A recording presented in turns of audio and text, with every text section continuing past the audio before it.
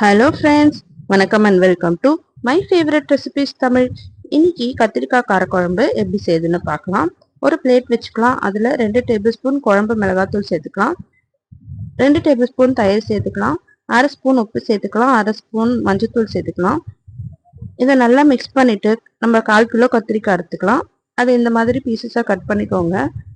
Cut பண்ணிட்டு அந்த மிளகாத்தூள்ல எல்லாத்துலேயும் மிக்ஸ் பண்ணி வச்சுக்கோங்க. ஒரு 15 நிமிஷத்துக்கு இது ஊறட்டும். இப்போ கடாயில எண்ணெய் ஊற்றிக்கலாம்.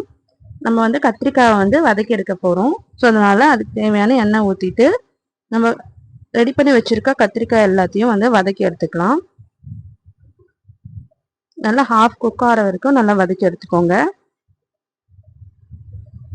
நல்லா அந்த மசாலாவோட நல்லா வெந்தப்புறமா எல்லாத்தையும் சேர்த்து வதக்கி ஒரு பிளேட்ல எடுத்து வச்சுக்கோங்க. இப்போ அதே கடாயில் இன்னும் கொஞ்சம் எண்ணெய் ஊற்றிக்கலாம். நான் இன்னைக்கு கடலெண்ணெய் யூஸ் பண்ணியிருக்கேன். நம்ம கடலெண்ணெய் யூஸ் இந்த குழம்பு வைக்கும்போது ரொம்ப டேஸ்டியாக இருக்கும், நல்ல ஃப்ளேவராகவும் இருக்கும். ஸோ 1/2 ஸ்பூன் கடுகு சேர்த்துக்கோங்க, 1/2 ஸ்பூன் வெந்தயம் சேர்த்து தாளிச்சுக்கோங்க. 2 மீடியம் சைஸ் வெங்காயம் பொடியாக அரிஞ்சு சேர்த்துக்கலாம். வெங்காயம் நல்லா வதங்கட்டும். ஒரு 4-5 பல் பூண்டு தட்டி சேர்த்துக்கலாம். ஒரு 3 தக்காளி பொடியாக அரிஞ்சு அதையும் சேர்த்துக்கலாம். ஒரு கொத்து கருவேப்பிலை சேர்த்துக்கலாம். இதெல்லாம் சேர்த்து நல்லா வதக்கிக்கலாம். தக்காளி நல்லா வதங்கின அப்புறமா நம்ம ஒரு 3 டேபிள் ஸ்பூன் குழம்பு மிளகாத்தூள் சேர்த்துக்கலாம். நம்ம வீட்டில் அரைப்பொழிய அந்த குழம்பு மிளகாத்தூள், நீங்கள் வேணும்னா தனி மிளகாத்தூள் கூட சேர்த்துக்கலாம். ஒரு 2 டேபிள் ஸ்பூன் தனி மிளகாத்தூள், ஒரு 4 டேபிள் ஸ்பூன் தனியாத்தூள் சேர்த்துக்கோங்க. இதுக்கு தேவையான உப்பு சேர்த்துக்கலாம். இப்போ ஒரு லெமன் சைஸ் புளி ஊற வச்சுக்கோங்க. அதை கரைச்சி அதையும் இதில் சேர்த்துக்கலாம்.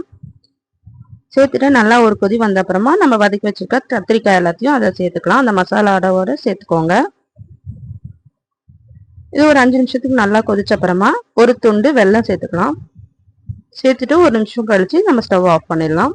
அவ்வளோதாங்க, சூப்பர் அண்ட் டேஸ்டியான கத்திரிக்காய் காரக்குழம்பு ரெடி ஆயிடுச்சு. நீங்களும் ட்ரை பண்ணி பாருங்க. இது சாப்பாட்டுல போட்டு சாப்பிட்றதுக்கு ரொம்ப டேஸ்டா இருக்கும். ஸோ அவ்வளோதான், நம்ம சேனலை சப்ஸ்கிரைப் பண்ணிக்கோங்க, லைக் பண்ணுங்க, ஷேர் பண்ணுங்க. தேங்க்யூ ஃபார் வாட்சிங்.